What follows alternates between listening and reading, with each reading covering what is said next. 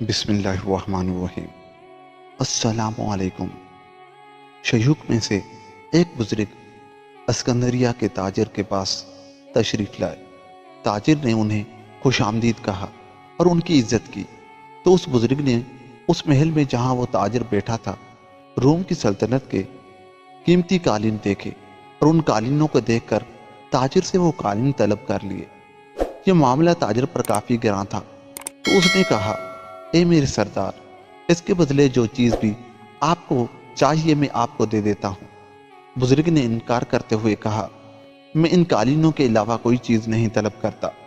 تاجر نے کہا، اگر ضرور یہی چاہیے تو ان میں سے کوئی ایک قالین لے لیں۔ بالآخر بزرگ ان دونوں میں سے ایک قالین لے کر باہر نکلا۔ اس تاجر کے دو بیٹے تھے جو ہندوستان کے شہروں میں سفر کر رہے تھے اور وہ دونوں الگ الگ کشتی پر سوار تھے۔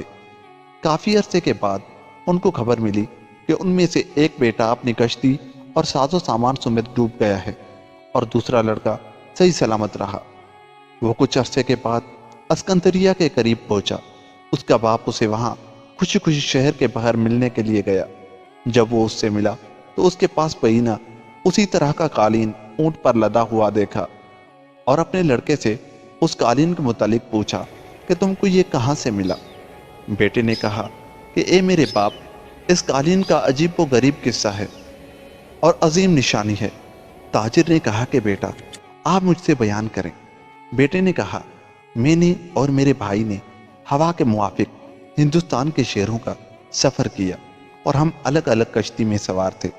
جب ہم دریا کے درمیان میں پہنچے تو تیز ہوا چلی اور معاملہ سنگین ہو گیا اور دونوں کشتیاں ٹوٹ گئیں اور ہر شخص اپنی کشتی کو ٹھیک کرنے میں مشغول ہو گیا اور ان میں سے ہر ایک نے اپنا کام اللہ تعالیٰ کے سپرد کر دیا۔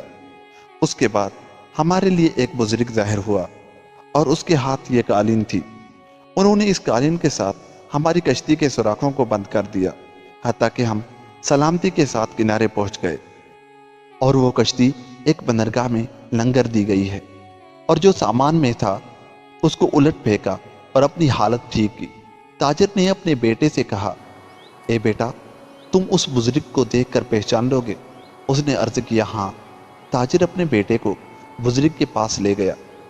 جب اس نے بزرگ کو دیکھا تو زور سے سخت چیخ ماری اور عرض کیا، اے میرے باپ، اللہ کی قسم یہ وہی بزرگ ہے۔ پھر اس لڑکے پر بے ہوشی طاری ہو گئی۔ پھر اس بزرگ نے اپنے ہاتھ اس پر پھیرا تو اس کو افاقہ ہو گیا اور اس کے دل کو سرور آ گیا۔ اس کے بعد تاجر نے بزرگ سے عرض کیا، اے میرے سردار، آپ نے اس واقعے کی حقیقت مجھ کو کیوں نہیں بتائی، یہاں تک کہ میں دونوں قالین آپ کے حوالے کر دیتا؟